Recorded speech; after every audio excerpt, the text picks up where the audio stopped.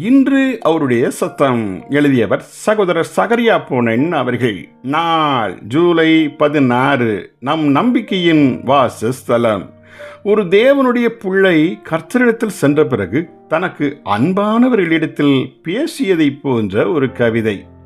நான் சென்ற ஸ்தலத்தை நீங்கள் கண்டிருந்தால், நான் இருக்கும் ஸ்தலத்தை நீங்கள் கண்டிருந்தால், அந்த ரம்மியம் உங்கள் வருங்கால வீடு.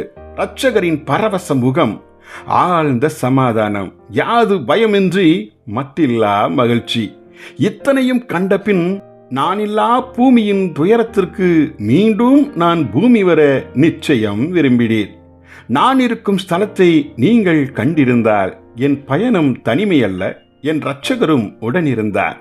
யாத்திரையில் கரம் பிடித்தே இம்மகிமை தேசம் அழைத்து வந்தார் அவரன்றோ? ஆச்சரியமும் அடைந்திடுவேன். நான் இருக்கும் ஸ்தலத்தை நீங்கள் கண்டிருந்தால், நான் கண்ட காட்சி நீங்களும் பார்த்திருந்தால், தனிமையும் உணர்ந்திடீர், பயத்தையுமே களைந்திடுவீர். அவர் கரத்தின் பாதுகாப்பை கண்கண்டு வியந்திடுவீர். கரிசனையாய் காருண்யம் வியந்திடவே பார்த்திடுவீர். நான் இருக்கும் ஸ்தலத்தை நீங்கள் கண்டிருந்தால், என்னோடு தேவனும் இருப்பதுமே கண்டவர்கள் அனைவருமே அவரண்டை வந்திடவும் வாஞ்சையாய் வழிகாண தவிப்பாரே. இழந்தது ஒரு ஆன்மா எனினும் அவர் இதயம் துடிக்குதே. மீண்டுமே தன்னண்டை வந்திட்டால் அவர் இதயம் மகிழுமே. காண்பாய் இவ்வதிசயம். நான் இருக்கும் ஸ்தலத்தை நீங்கள் கண்டிருந்தால், அவர் அமைத்த நிச்சயத்தை என்னோடு தங்கியே பகிர்ந்த உள்ளமும் பரலோகம் காணுமே. இம்மகிழ்ச்சி விலகியே வாழ்ந்திடேன் என்பீரே. பரலோகம் என் இல்லம், அது இன்றி நான் இல்லை.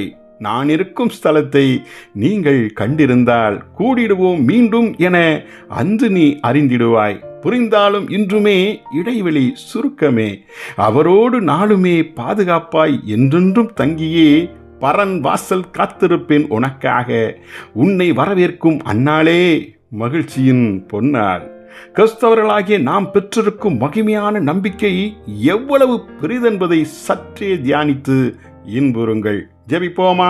எங்கள் பரம தகப்பனே, இம்மண்ணின் கூடாரம் ஒளிந்து உம்மண்டை சேரும் வாசஸ்தலம் எத்தனை மேன்மை என அறிந்தோம். விழிப்புடன் ஜீவித்து உம்மண்டை சேர கிருபை செய்தருளும். ஆமேன்.